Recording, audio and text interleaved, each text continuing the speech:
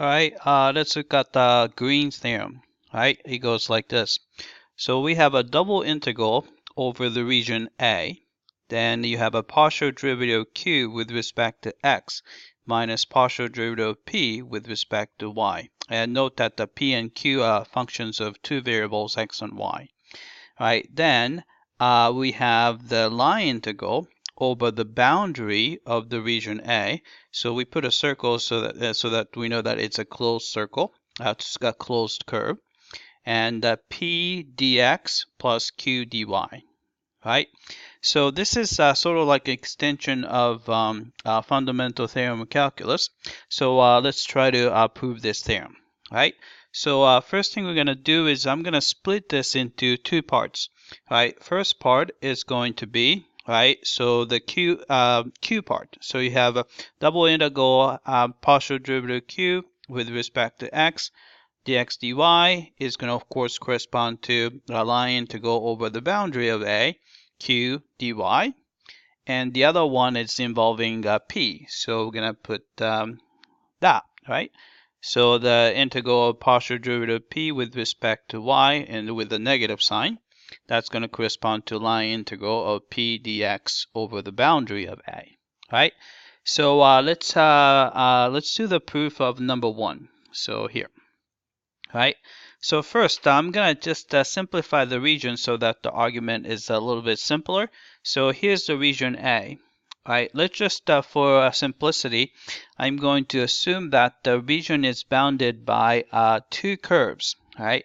So the left curve, I'm going to probably name it as, let's see. So this is going to be x is equal to.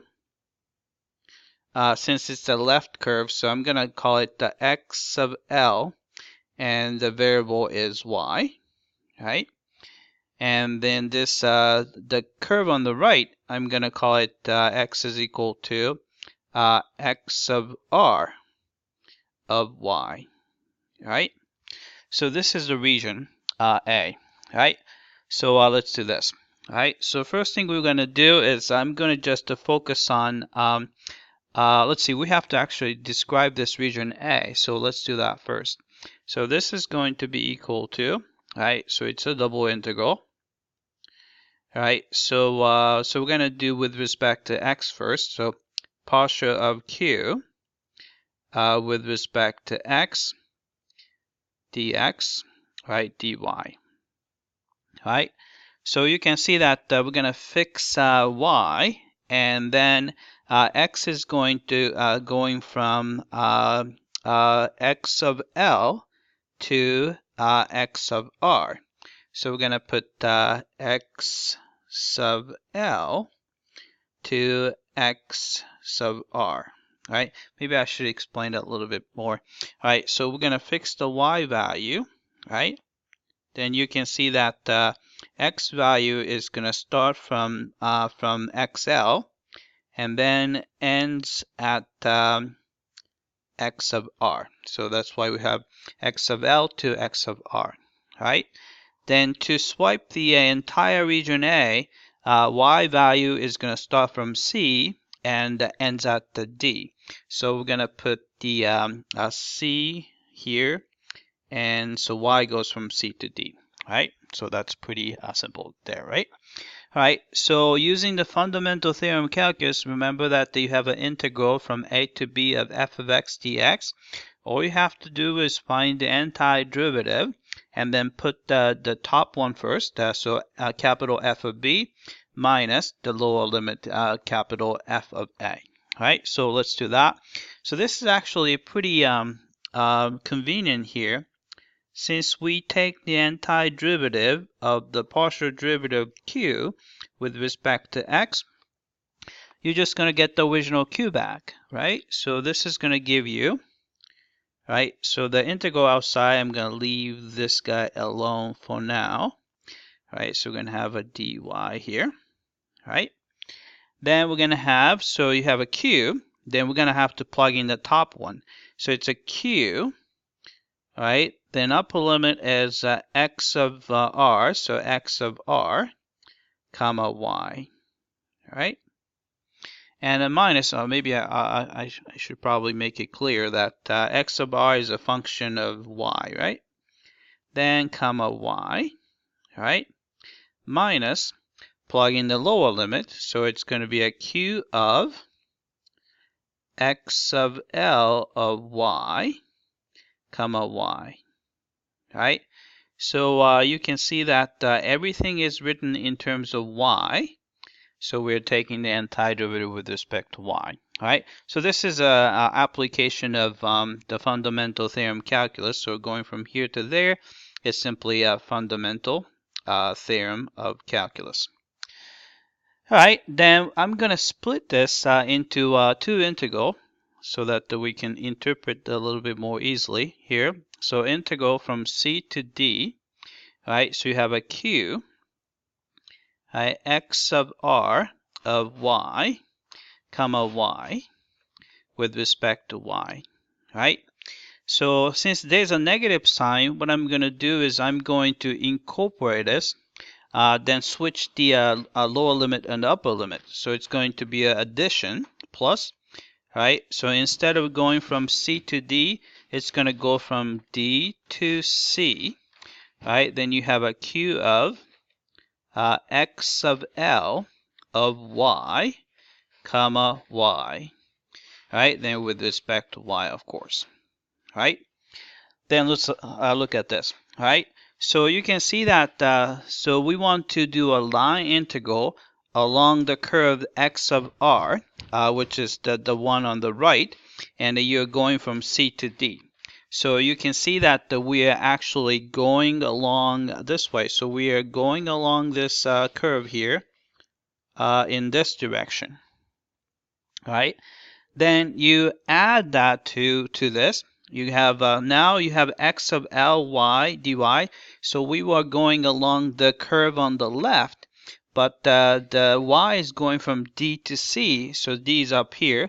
So you actually go along the curve in this direction, right? So if you put those together, this is just a line integral along this closed curve, which is the boundary of A and of Q.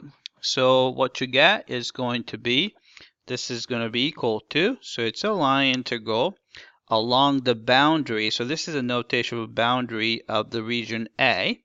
Then since it's a boundary is of course it's a closed curve, so you put a circle here, right?